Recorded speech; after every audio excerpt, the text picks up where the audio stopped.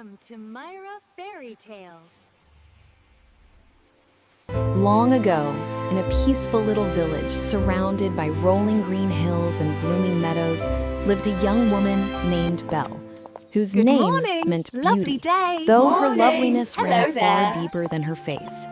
Belle was gentle yet strong, curious yet kind, and she carried in her eyes a spark of wonder that made her unlike anyone else in the village. While most villagers filled their days with routines and gossip, Belle wandered through the marketplace, reading stories and dreaming of adventures beyond the familiar stone cottages and winding streets. People admired her, yet they did not understand her. They called her unusual, even strange, but Belle never let it trouble her heart. She cherished her quiet life and her beloved father, an inventor named Maurice, who spent endless days tinkering in their small workshop. Maurice was eccentric and imaginative, and though many laughed at his inventions, Belle always encouraged him. She believed in him in a way no one else did, and their bond was the warm center of her world. One morning, Maurice prepared for a journey to present his newest invention at a fair in a distant town. Belle adjusted his scarf, kissed his cheek, and wished him luck, waving from the doorway as he rode off into the forest. But the weather changed quickly. Soft sunlight turned into dark clouds, and soon a fierce storm rolled over the land. Wind lashed the trees, lightning split the sky, and rain fell so heavily that the forest seemed to blur. The horse panicked and Maurice struggled to see the path as branches cracked beneath him.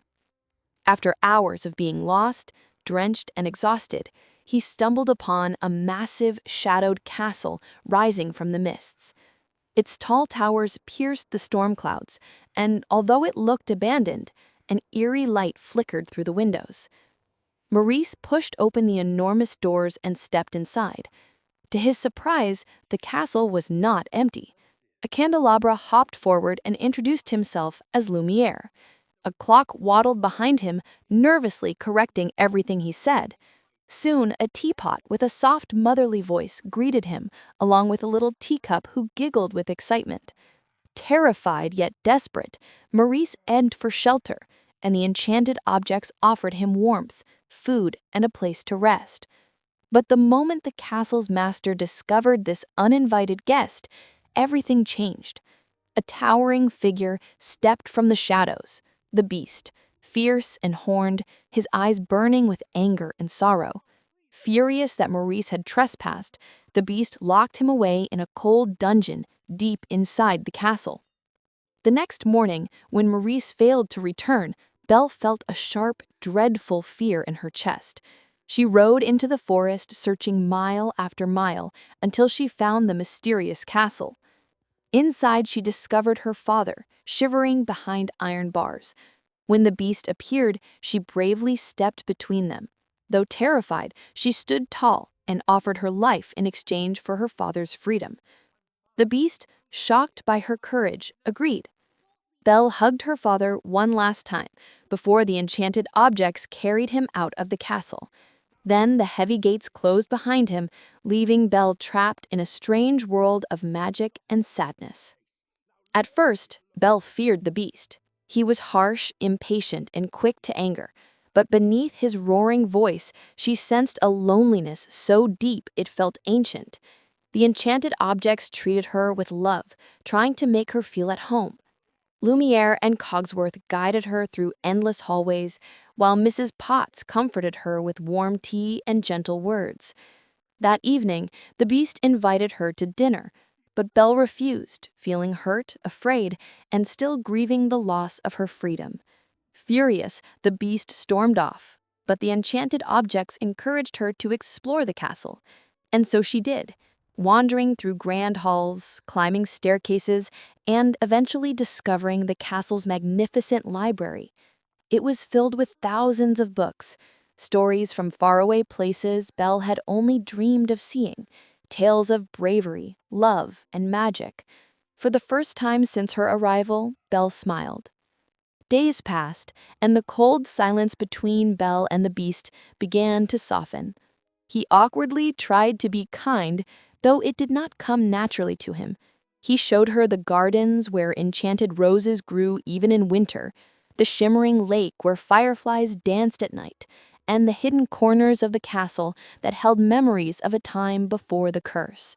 Slowly, Belle saw glimpses of the man he once must have been, gentle, intelligent, and deeply wounded by years of isolation.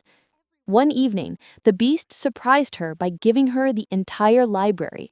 Belle's heart filled with gratitude, and for the first time, she looked at him not with fear, but with warmth. Their friendship blossomed as the castle's spellbound inhabitants watched with hope. They read together by the fire, shared meals where the beast tried, unsuccessfully but sincerely, to eat politely, and took long walks through the enchanted grounds. Belle's laughter echoed through the castle, breathing life into it once more. The beast began to change too. He became patient, considerate, and brave enough to share pieces of his past, revealing the pain of the curse placed upon him, how a selfish prince had once turned away a beggar woman who revealed herself to be an enchantress and transformed him into a beast. Only true love could break the spell, but he had long given up believing such love could ever be found. One night, as they stood beneath a sky filled with glittering stars, the beast asked Belle if she missed her father. Tears welled in her eyes as she confessed that she did, every day. Seeing her sorrow, he led her to a magical mirror that showed the one she loved most. Belle gasped when she saw her father sick and lost in the forest, searching for her. Without hesitation, the beast released her, even though he knew letting her go might mean he would remain cursed forever. Belle embraced him, thanking him for his kindness, and rode back to the village with the magic mirror. When she arrived home, she cared for her father, but soon the villagers discovered the mirror's vision of the beast.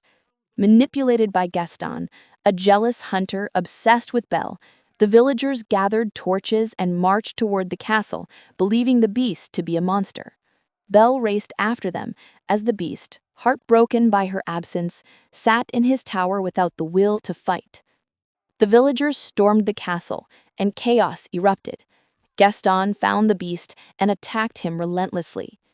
Only when Belle arrived and cried out did the beast find the strength to defend himself.